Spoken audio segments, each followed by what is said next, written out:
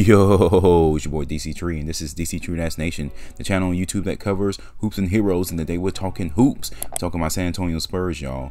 And they have been in the headlines lately because the Vegas odd makers project a terrible season for the Spurs, even if they draft Wemby.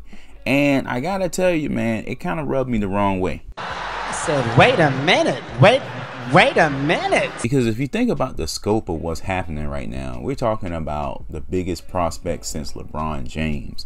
And I don't think people are like, you know, the Cavs are going to still be one of the worst teams in the league with LeBron. You know what I'm saying? Come on now, dog. Come on, man. And I'm not necessarily saying Wemby's on a LeBron James type level as of yet. But at the same time, I feel like it's probably a little early for you to, you know, dismiss us. But I guess that's the whole point of Vegas odds. That's how they make their cash flow. That's how they get their attention. So that's cool. And then it hits me that, you know, these guys aren't really Spurs fans. They really don't know what's going on. They don't know how powerful we truly are.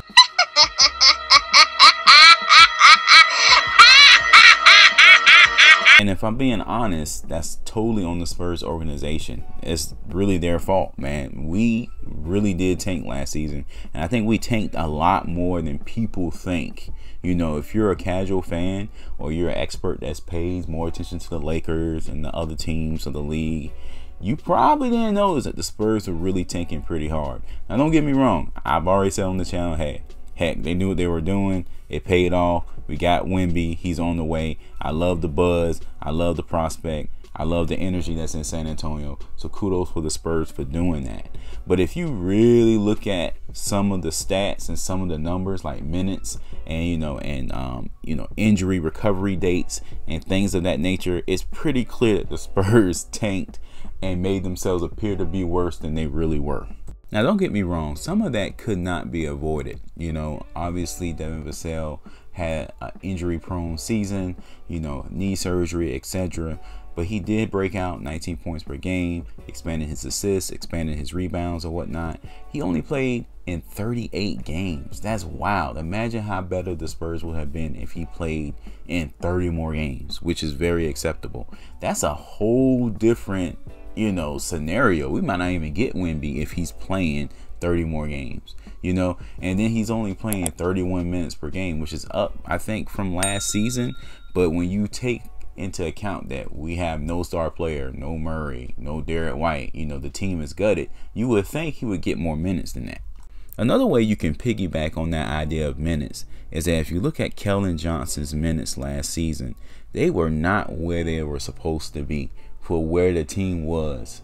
You know, he didn't even average a minute more than he did the previous season when DeJounte Murray was on the squad. So how do you elevate to leading scorer? How do you elevate to top player? How do you elevate to top gun on the San Antonio Spurs and average the same minutes when you were like a second or third option the year before? That's how you know the Spurs were tanking a little bit more than they could have. And he did play 63 games, but there were several games where I felt like, man, he could probably shake that injury off and played. So the Spurs, again, were holding back. You can even take this a step further with Sohan, because he missed a few games I felt like he could have played. And don't get me wrong, I get them being overly cautious with the rookie player. I get that. I'm not criticizing them at all. But he only played 56 games last season. You know, what if he played 66, 68 games? You know, that's a different Spurs team. That's a different dynamic. That's the difference in a few 3, 4, 5, 6 wins, in my opinion.